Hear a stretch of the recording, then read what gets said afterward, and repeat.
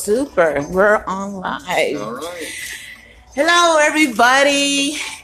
This is Elba Colón coming to you from Columbus, Ohio, downtown, right? Yes, ma'am. And this is the Gratitude Friday show. So welcome aboard.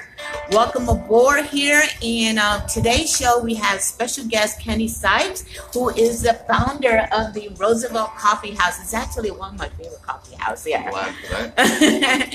Met you here through David all 3 years ago when we worked on a project called Startup Storyteller. Yeah, great right? time. Yep. Great time. We did that for a couple of years. But what I'm really excited about this show here is that we're going to talk about charity. And don't just look at charity and gratitude like something simple. It's a lot actually deeper, because from what I understand, from what I read on your post today, this coffee house, its unique purpose is to fight injustice, hunger, unclean, and human trafficking.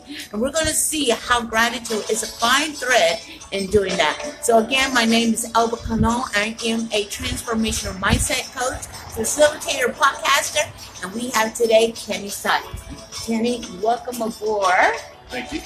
And I'm so happy to have you, considering all that you got going on, especially today. Yeah, crazy day. Yeah, crazy life. That's okay. So, which is a good thing, right? Yeah, right, yeah, right, sure. right. Okay, so Kenny, with that being said, all that information I just gave out there, like, how did this even like conceive in you to do such an idea like a coffee house and do all that you did? Like, I was looking at your website. You have a lot of organizations that you give into. Can you tell us how many and how you got started? How was that conceived? Well, we support currently 11 organizations, about half and half internationally and half locally. It was birthed to me. I mean, I was a youth and college pastor for a long time. I did a lot of domestic and international mission trips in areas that had great need.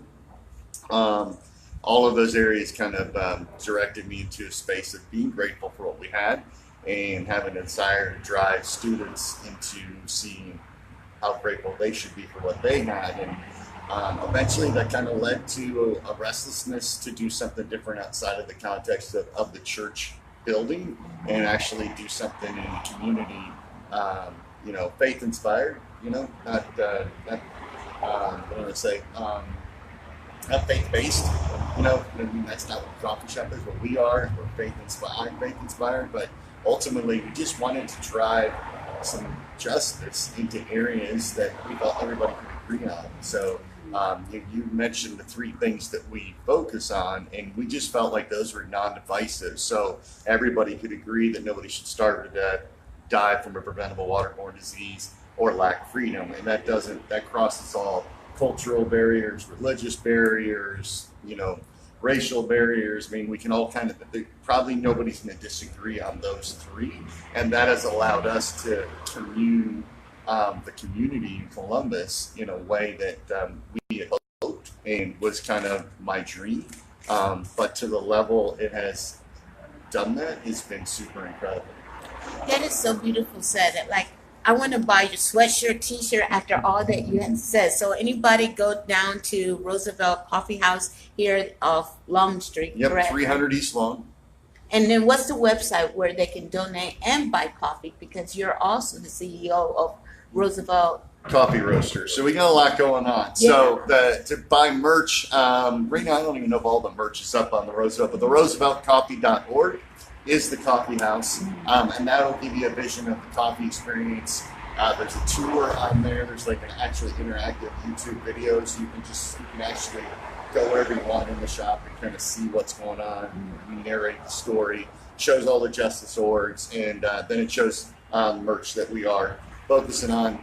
You go to our Instagram, you'll probably see that mostly. And then we did launch, which I'm sure Elba will cover in some way, but we did launch a roaster company. So in the past, we were serving coffee roasted by other people because we just weren't in the space to create another business when we opened this one. So we just kind of depended on people who are already great at roasting.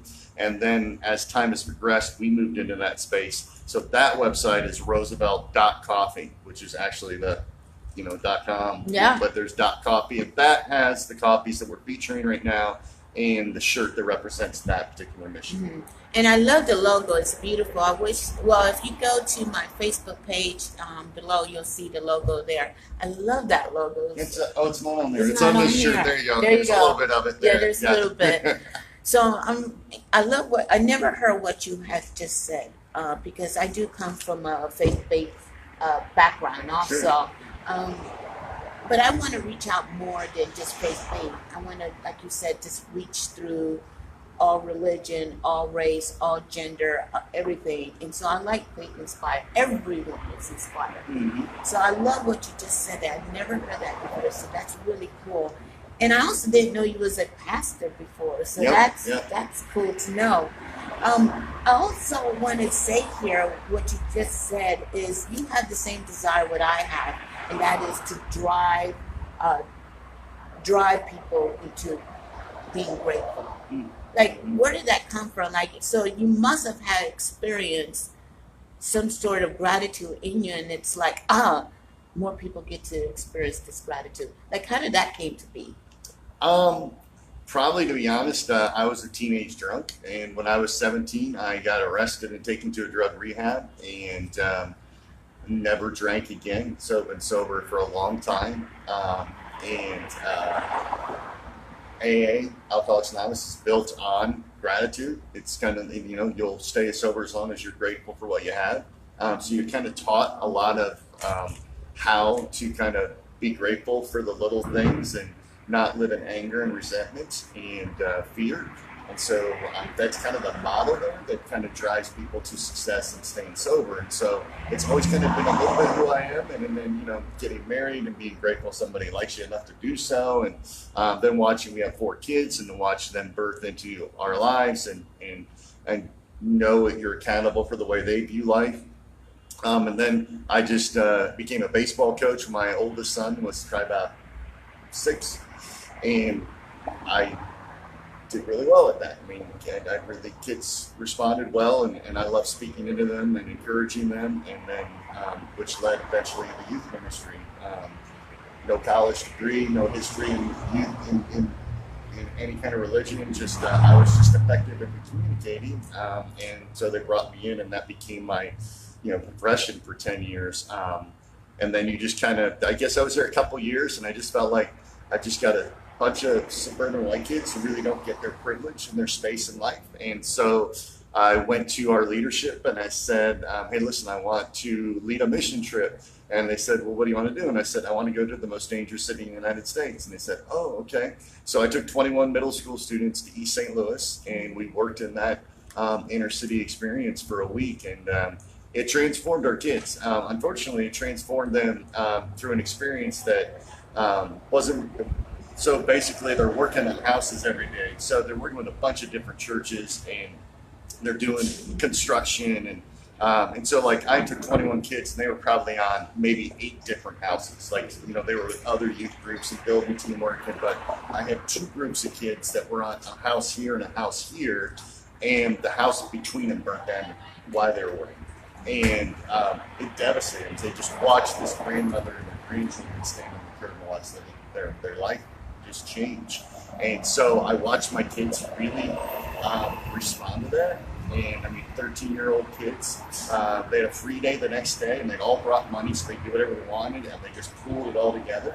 And they, all the girls went over to this house, and they got all the kids' sizes, and what did they like? And, on our free day, the pastor actually ended up buying the kids a free day, our pastor, and then that night, when the free day was basically over, our kids took all of the money they pulled together, went to Walmart, and put together a package of stuff for these kids. And then Friday, we presented it to them. And so that was the beginning of kind of like, okay, if we draw kids into experience that's not their own, and they will look beyond it being, because for the first couple of days, it was a mission vacation. It was kind of like, okay, yeah, we're great. We're doing these things. And then to just see, because in that particular inner city experience in East St. Louis at the time, it was just a very desolate ghetto. So if something burnt down, that was it. Like, that would be an empty plot until the end of time. You would just see it. You would see house, empty plot, and so they just saw the visual of everything that we kind of communicated. This is where we're headed into. These are what people face. This is your opportunity to speak into that and give somebody some hope. And that transformed our student ministry to, we did 15 more domestic mission trips like that while I was on staff, and it led to 3 international experiences, which helped define a lot of what I do now. Wow. So, without you saying all that you just given here, what I hear you say is that gratitude leads to giving. Yeah. Because when I think about gratitude, so I love how you start off about being a teenager. So if I understood you right, you was or is a member of AA. Okay. Yep. So that's beautiful to hear that. I have heard other members talk about gratitude, but I love how you went into depth and the purpose and why. The more we appreciate what we have, it keep us. Right. What we all know is to be present and be appreciative of what we have, and keep us out of trouble. Right. Keep us out of trouble. So here's another thing. What I like what you said, which we know this, but you went really into depth, is that not only in being gratitude, we're in appreciation of receiving, but because of receiving, we also get to give back. So I did interview Nye Wilson, who was one of the owners of High Pokey, and he was talking about synergy, giving and receiving, which is beautiful, the synergy part of the giving and receiving. But you're here just pouring and pouring, and then you're getting everyone else a chance and opportunity. Like, here's my vision, and if your vision fits with my vision, let's do this together and let's get back. Right. Is that? Yeah, it's funny when you mentioned this is on gratitude. I mean, the first place I ever really took that on as a term and what it meant was in AA, and there was times that there's a lot of advice adages in AA, and one of them is to make a gratitude list when you're kind of feeling down and maybe lead to another drink or that kind of thing. So there was always these things where I would even counsel young men, were like, hey, write 10 things you're grateful for, just so because you don't know. You're like, oh yeah, I did get up today. I did get to that. I get to sit here. I can move around. I can see whatever it might be. And then, and in AA and kind of the philosophy I've tried to, my 2 philosophies with AA philosophy is basically, if you want to stay sober, you got to give it away. You got to give it away to stay sober. And that is a mentality that takes a while to get, because you're just so desperate to survive when you get sober that to think that I'm going to give it away, I'm just trying to survive. And then you realize, as you've been blessed and benefited by men and women who speak into your life to help you stay sober, that you realize that the only way you're going to get that kind of joy in your life is to emulate the exact same thing that they already did. And then actually heard it in AA talk back in 1985. I've always used this adage ever since, is that he says, if you want to get happy, forget yourself. And that is because as long as we're self-absorbed, it's really hard to see the need and have empathy, right? So once you do see that, then it's really, once you experience empathy and you see that value in everybody, it's really hard to look at life through the lens of race and religion and whatever it might be. You look through the lens of life through the way you're just people, and you love them and you meet them where they're at, and you don't have an agenda to meet with them, right? You just experience life with them, and that leads to having a grateful, giving spirit that everybody benefits then. And you watch people that maybe you give that to offer that to others. That's so beautiful. Thanks. That's so beautiful, because what you're describing is like a filter of our eyes, our lenses, and how we look at people. We always, every human being desires to have acceptance. And there's so much judgment out there. People are afraid to show up authentically because we're afraid to be judged as humans. It's natural. But if we can put on the lenses of gratitude, then we can see the beauty in everybody. Absolutely. Wow. Yeah, I'm actually grateful. This is a weird thing, but I would say I'm grateful to be an alcoholic, because 2 things happened. One, when I was newly sober, my first real job outside of high school was I worked on the curb at the airport as a sky cap. So there's 4 white guys and about 20 black men, and most of the black men had been there 15, 20 years, and their life experience was just the most gifted thing I could have, is to be around those things. There'd be lots of downtime, and then you just kind of your life. And as a suburban white kid, I was kind of, a little, boxed in. And then when I got sober in AA, same thing happened. The men that spoke into my life, multicultural men, I ended up actually, funny thing, I ended up running, I was the first white guy to run the oldest black meeting in the city of Columbus in Poindexter, down at St. Dominic's Church at 20th and Atchison. And, but all that to say, those men spoke into my life. And so I would have not been that multicultural had I not been an alcoholic and ended up in AA. So there's a real beauty that occurred because of that experience in my life. I'm so glad you said that, because a lot of people, if they're not, first let me take a deep breath, because I'm really excited what I'm hearing you say. That's beautiful what you're saying about you're grateful that you got into some trouble that lead you to this, because if not, you would not have connected with all these men that pour into your life. And there's a lot of people out there watching right now. They're really sad. Maybe they're alcoholics. Maybe they're on the verge of committing suicide. Maybe they're on the verge of bankruptcy, divorce, and just they can't see. But what you're saying, through gratitude, you can see. You can see the light. And life and faith will connect you, or will connect us to put on in the path, for joyful life. Sure. Agreed. I love this show. I love this show. And I love this show because of the people I interview like you. Awesome. I really appreciate. We're going to wrap this up here. We're into the show almost 20 minutes. And what I do here is I ask 3 questions. Okay. And I'll ask you the first 2, and then the third one I'll explain. Okay. Sounds good. So the first question is, what are you grateful for today and why? I think the first 2 things would be grateful that this has been the hardest 5 years of our life, so I'm grateful for my wife's faithfulness through all of this, just because, I basically said, hey, let's just strip all our financial security out of our life after we built it for 25 years of marriage and we're really in that. We dug such a hole financially that we're still trying to wrestle through that, even though there's great success out here. That doesn't change that. So that would be the number 1. The number 2 is this Elba.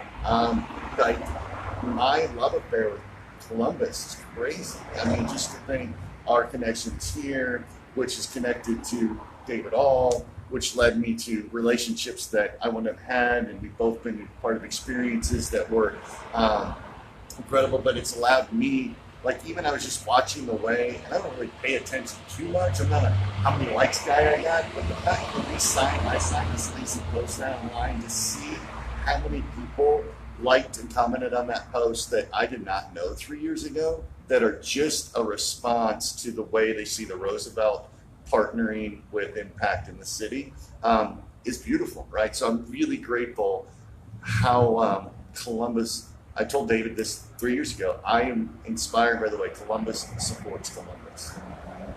Very true, very true. Columbus supports Columbus. Oh my gosh. I'm going to write that down. You do that. That is good. That is so good. And talking about Columbus support Columbus, just last weekend I was volunteering, which I did with the Startup Storyteller. Sweet. Summit of Greatness, and it was held by Lewis House, who is a social media guru. He's really well known with the millennials, social media. He's well known with guys like Gary Vee, if you're aware of, but these young folks, they know. And he was here. He could have done this event anywhere, and he brought it back home. So, but yeah. So for you to here's a fella, multi-millionaire, who's been on the ocean, he still brought it back home to support Columbus. That's awesome. That's the point I want to get to. And what you just said is so real. Columbus support Columbus, and that's what I do. I do the same thing. You want to hear something? Sure. So my last name's Colón, right? Yep. Which translates to Columbus. Oh, that's awesome. So when you say Columbus, support Columbus. It's literal. Literal. Yeah. Okay, I got it. We're going to go back to the show. It's your show. Right. You get to call the shots. It's just, I hear the voices. So here's the last question. So you are grateful for your wife. Mm-hmm. So congratulations on Thank that. Two, for Columbus, Yes. the support. So here's the third question. So when I used to, I don't want to say used to, but personal development, self-development, there's a practice that people do called daily affirmation. Sure. That says, I am love, I'm joy, I'm happy, I'm beautiful, I'm confident, I'm committed, whatever it is. And I used to practice that, right? I used to practice, but I used to practice that because I would say, I didn't believe in myself. I looked at my mirror and I said, I'm joy, I'm happy, but I didn't really believe in myself. Okay. So I used to say that until I would fake it till I make it, right? Right. So today, through gratitude, I discovered that gratitude links us to our affirmation. Okay. Because for whatever reason, we attracted that blessing. So that blessing affirms of who we are. And no one can take that away from you. Nobody can take away my affirmation. Even my own ego or my own haters, they couldn't take it away. Why? Because my blessing is the proof of it. And I'm grateful for it. Sure enough. So with that being said, you're grateful for your wife and you're grateful for Columbus. What does that affirm about who you are? I am what? Wow. I am confident, right? So now catch me at 3 o'clock in the morning, I might not say that, but because anxiety takes over. But I mean, I am confident, that the people who get what we're doing stand behind us.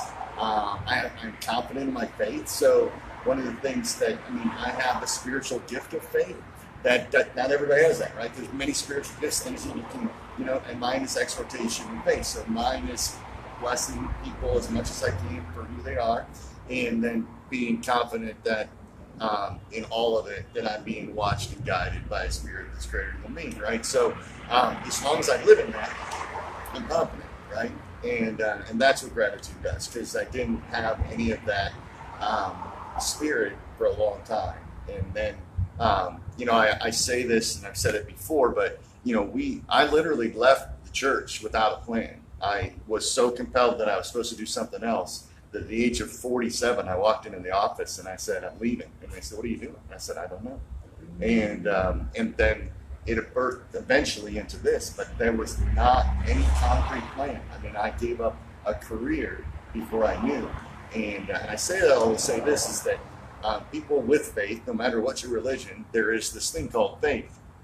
And it can't be exercised without risk. So there's what's the point of faith? It's just a feel-good mentality, as opposed to, okay, if I step into this, then whatever my spiritual being is, whatever you want to call that, for me it's Christ. If that is it, when I step into that, right, then I'm dependent on something greater than myself, because I don't have a plan. What are you doing? I don't know what I'm doing. Do you have any money? No, we don't have any money. What are you going to call it? I don't have a name. So we're walking into that space without any direction, except that we are confident that we have a greater being directing us than ourselves. And that makes me confident, because I was saying it yesterday, rarely, I always used to say, God has never failed us. Mm-hmm.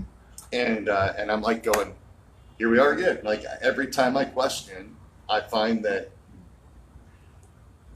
we do just fine, So it's funny, if you would look back, there's a YouTube video we did right before the shop opened, and the guy who was interviewing us at the time said, "So how's it gonna work? Like, how is this even gonna work?" Because we were under construction at the time, and I said, "I don't know. I just know it's going to." And I know that's not a great business plan answer, but that's what I got. And then here we are, and we're outside. Why are we outside? Because it's too full inside to record this. So that just humbles me every day. I'm speechless because I know what you're saying is true. For me, it's my truth. And I tend to forget, and what you did was just reminded me, and I'm so humbled by you being so open with that. Because in that confidence, what I hear behind saying that is trust. Like, you have to trust to do this business. And just today you announced you're holding another location. You just signed another lease. Yep. And then you got this roaster other business too. Yep.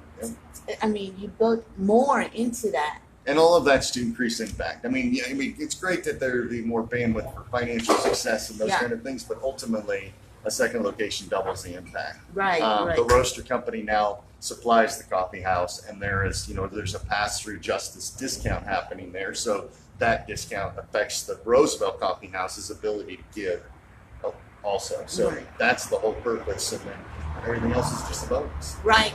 Yeah. I get it. I get you. You guys, please send some love to this guy here. Just send him some love. Right? Please send some love.